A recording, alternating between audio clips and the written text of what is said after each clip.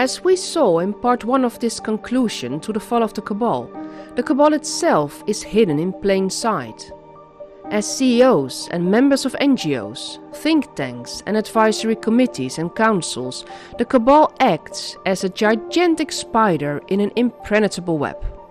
Untouchable, unaccountable and invisible, it controls the governments and institutions of the world, dictating us towards a one-world government without us even noticing it.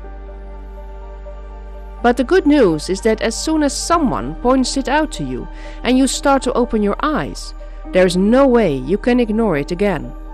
Once you see it, you cannot unsee it anymore.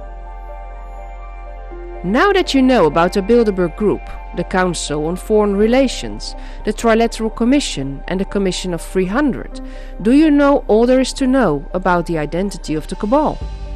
Oh no, there is so much more to tell. We have only covered one nail of the 3 nails of power, remember? So let's not waste any more time and discover with me the second nail of power, Washington DC and the military-industrial complex.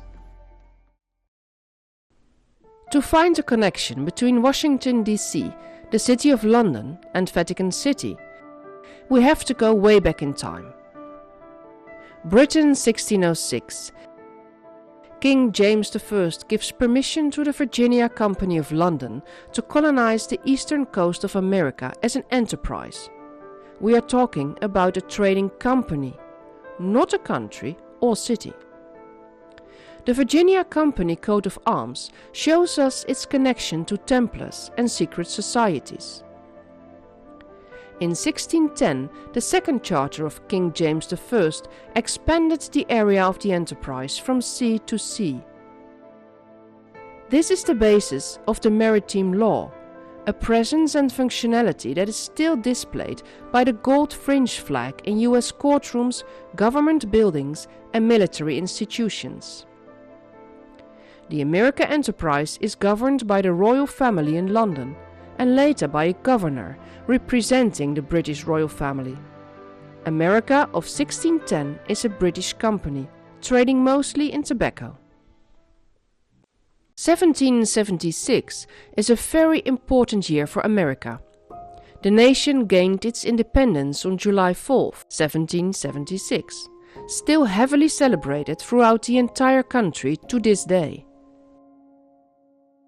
Did you know that only a few months prior to the Declaration of Independence, the German Adam Weishaupt founded the Illuminati Order in Bavaria, Germany? In part 2 of the sequel to the fall of the Cabal, we explained why this is so important for the entire world. Freemasonry went underground in Europe, but flourished in the New World. Freemasonry and the secret societies are the primary link between the three city-states of the world. One of the founding fathers of the United States, George Washington, was a Freemason from the age of 20 in 1752. He became Master Mason within his first year and Grand Master of the Grand Lodge of Virginia in 1777. On September 18, 1793, President George Washington, dressed in his Masonic apron and in a very public Masonic ceremony, placed the cornerstone of the United States Capitol. The Masonic Brethren assembled in grand procession, formed specifically for that occasion as representative of Freemasons' newfound place of honor in an independent American society. At that historic occasion of the laying of the new Republic's foundations, Freemasons assumed the mantles high priest of that first temple dedicated to the sovereignty of the people, and they helped form the symbolic foundations of what the Great Seal called the New Order for the Ages. The fact that the new United States of America was founded by the Freemasonry might be accepted by most Americans, but for the rest of the world it is shocking. The revolutionary ideals established in the Bill of Rights and the Declaration of Independence had been born over a century earlier, in lodges of the 17th and 18th centuries. where men gathered as equals to share philosophies and governed themselves by a constitution, and elected their own leaders from among their own members. Another example of the Masonic origins of the United States is again in plain sight: the Great Seal shown on every US dollar bill. It contains multiple Masonic symbols, amongst others the all-seeing eye. E.R. Capt, in his booklet Our Great Seal, says, "The Great Seal given to our country, after years of laborious heraldic and symbolic study, reveals our true national origin and destiny." With this knowledge in mind, we can better understand the next developments in time. Let's focus on Washington, D.C., our epicenter for the military-industrial complex. Established in 1790 by the US Congress, Washington, D.C. was created as a separate entity through the passage of the Residence Act. It was named after the first President of the United States, George Washington, and serves as the permanent capital of the United States. Currently, it covers an area of 68 square miles and houses the headquarters of many federal agencies and departments. Washington, D.C. has its own flag, based on the family coat of arms of George Washington, still visible on the 16th century Sulgrave Manor in the United Kingdom, from where the Washington family originates. It will not come as a big surprise anymore that the gigantic 555-foot tall obelisk, known as the Washington Monument, was given and financed in 1848 by 250 Masonic lodges. Despite their contributions, the National Monument Society ran out of funds and Congress had to finish the job. When visiting the monument, one can still see the 22 Masonic memorial stones, contributed by 14 Grand Lodges and 8 individual lodges.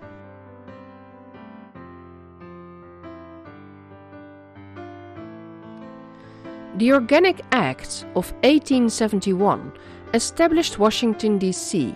as a territorial government. As a separate entity from the surrounding states, Washington, D.C. has its own unique set of laws and regulations, making it different from other cities in the United States. Being not a state nor a city, it's an enclave for our rulers, seen and unseen. The perfect seat for the military-industrial complex.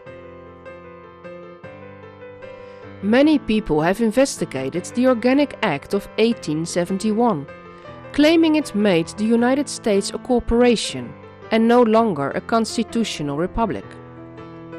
Without going into detail, this discussion brings much speculation and division among people. At the end, we can all conclude that the American government does not work in the interest of we the people, but has always been a puppet for its deep state masters.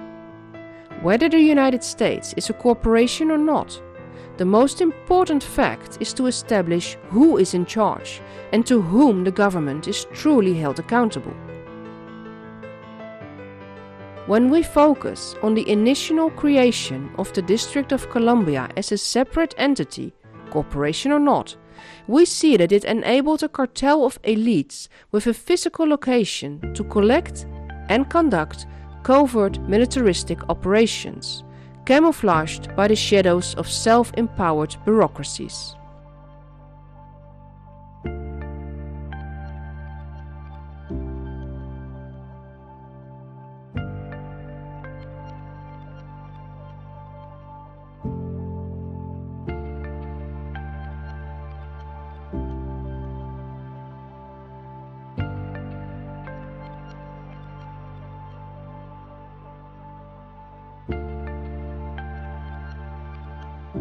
A brilliant strategic move, bringing the real threat to the heart of the nation. President Dwight Eisenhower in his farewell statement to the country in 1961, identified this threat as the military-industrial complex. The military-industrial complex has come to control the world. With each and every war, it grows stronger and more powerful. Whether you are aware or not, it is now the ruling fist of the deep state. Before we dive into this military-industrial complex, there is one more thing to say. Whatever title we give to the real rulers of this world, it all goes back to ancient times. Best documented are the Roman laws, making it evident to say that the deep state or the Cabal is a continuation of the Roman Empire.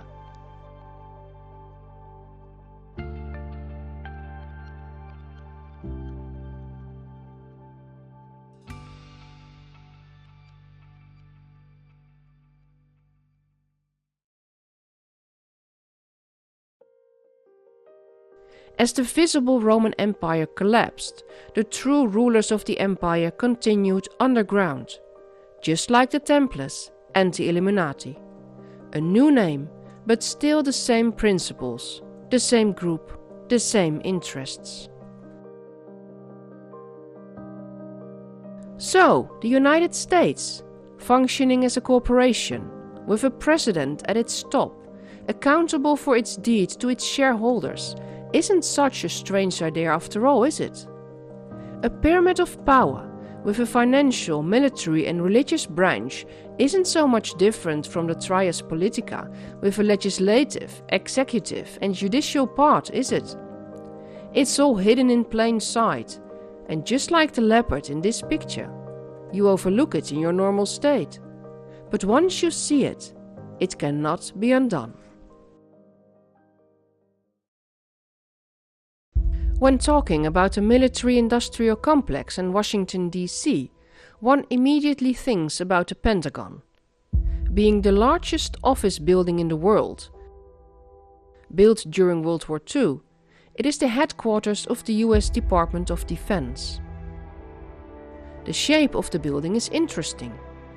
While official sources tell us the shape was adapted to the Pentagon-like shape of the appointed building grounds, the meaning of the Pentagon in geometry says it all. A pentagon is a world view, saying, "We are alone," and "There is no God." The fact pentagons cannot tile suggests those who hold this worldview have an inability to live in harmony. The way of peace they do not know. This worldview or philosophy is a religion. It despises authority, practices lawlessness, and leads to anarchy. The pentagonal philosophy is a life alone, a life without God, without family, without community. It's completely self-centered and self-absorbed. The fool says in his heart, "There is no God." They are corrupt, their deeds are vile, there is no one who does good. Coincidence? You tell me. Fact is that from this building many wars have been started, and thus many lives have been destroyed worldwide.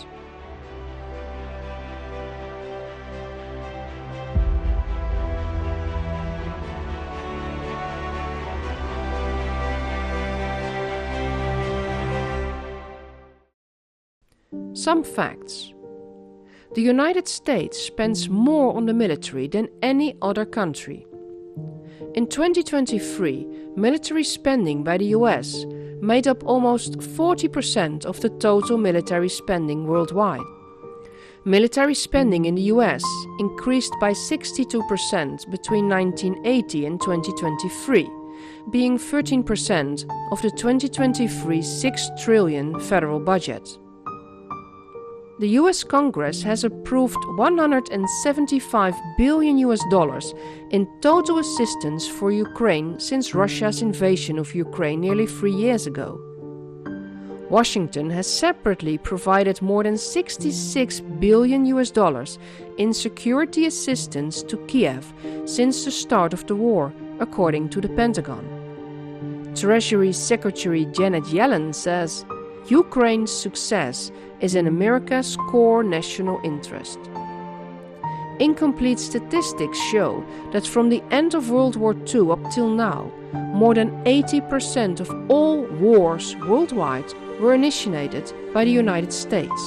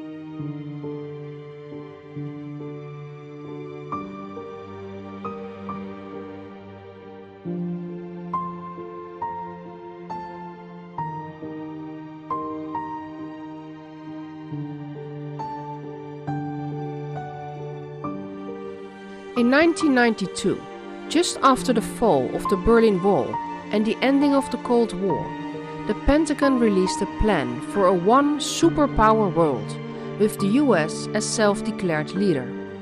No rival superpower is allowed to emerge. Of course, a new committee saw the day of light to achieve this goal. Meet the PNUC, the Project for the New American Century, founded in 1997. An NGO, promoting America's worldwide leadership. American leadership is good both for America and for the world. All 25 members of the PNAC had positions in the Bush administration. The PNAC wanted America to be the leading force in the world. Full spectrum dominance incorporates land, sea and air, but also space and cyberspace. The process of transformation, even if it brings revolutionary change, is likely to be a long one, absent some catastrophic and catalyzing event, like a new Pearl Harbor.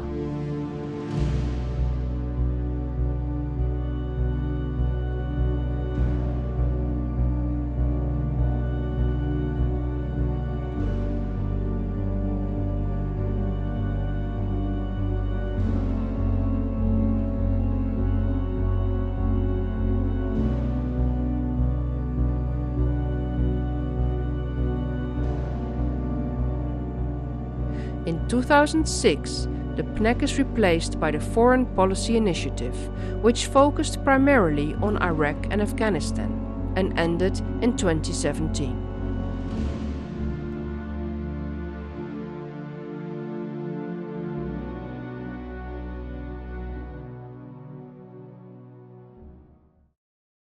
Worldwide, the military-industrial complex has the same modus operandi, a term used in criminal profiling and also accurate in this case.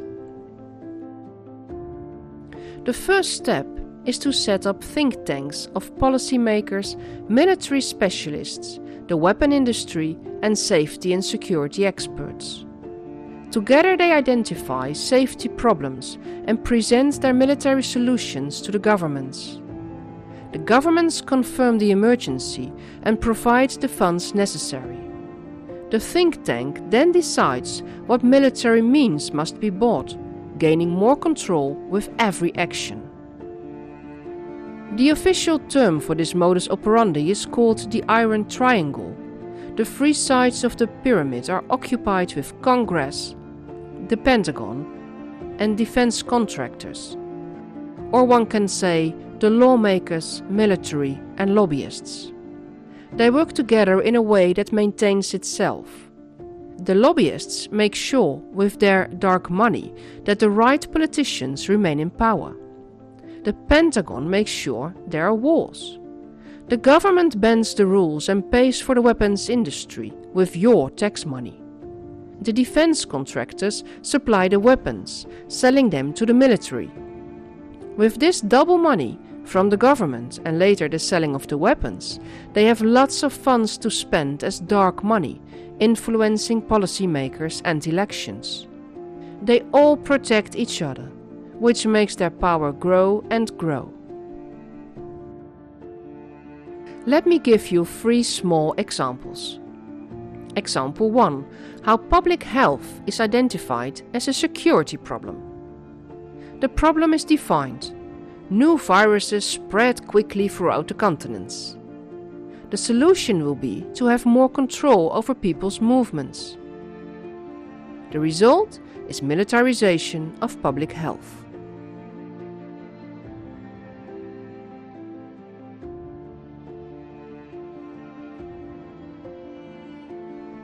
Example 2. How free internet and free speech are identified as a security problem. The problem is defined. Free accessible internet can be a threat to national security in the form of misinformation and cyber attacks.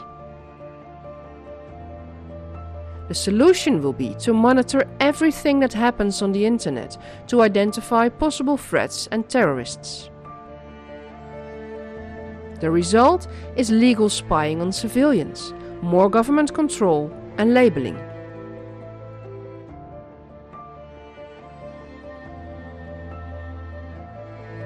Example 3. How a humanitarian problem is identified as a security problem. The problem is defined. Refugees can be a potential threat to national security. The solution will be to militarize the borders and refugee camps.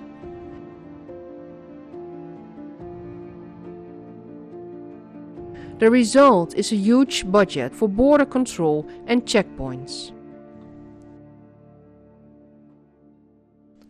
The necessary budgets are provided by the governments and therefore by us, the taxpayers. Why don't the people resist? How does the military-industrial complex keeps on getting a bigger and bigger budget? First and foremost, they have to make sure there will always be security threats. The last couple of years, we saw those threats coming mostly from non-military think tanks, like the World Economic Forum, the WHO, and lots of philanthropists.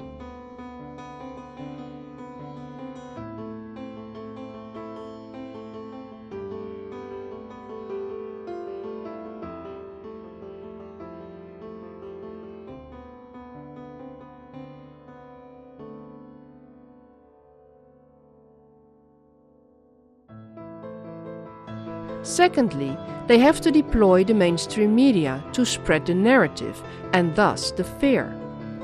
They must always have the solution ready and on hand, so the fearful people will reach out to them for help. Finally, they complete the scheme by creating common enemies, new threat scenarios to keep the people afraid and submissive, and by repeating the same message. The only true solution will be a new world order.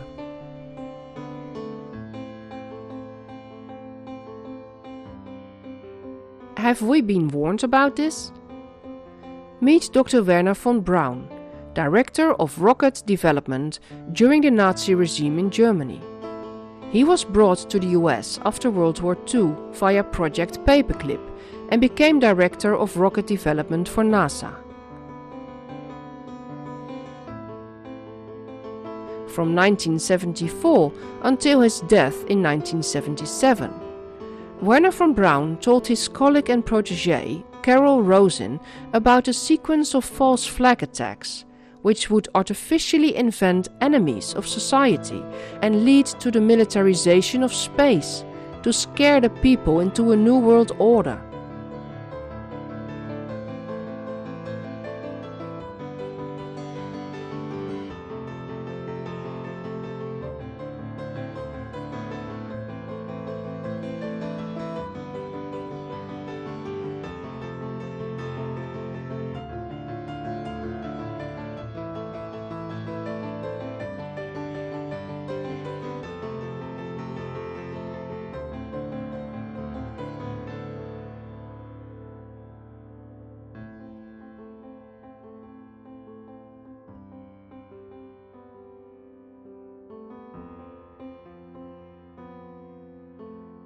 This is the sequence of enemies: communism,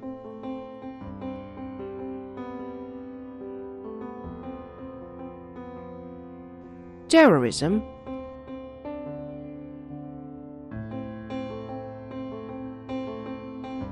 asteroid impacts,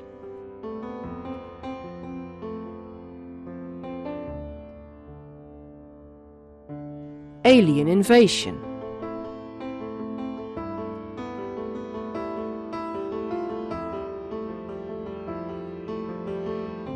The ultimate solution to all these threats is of course a one-world military order.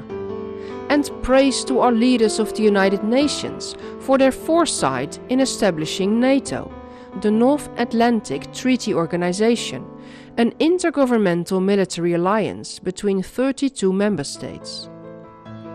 Established in the aftermath of World War II, the organization implements the North Atlantic Treaty, signed in Washington, D.C. on April 4, 1949. Currently, the combined militaries of all NATO members include around 3.5 million soldiers and personnel. From the very beginning, Russia has been called the greatest threat, the supreme aggressor to the entire free world. But look at how NATO has expanded its own territories, closer and closer to Russia. Just imagine how the US and Europe would react if Russia took territories close to them. Next to the NATO, there are many more military alliances throughout the world.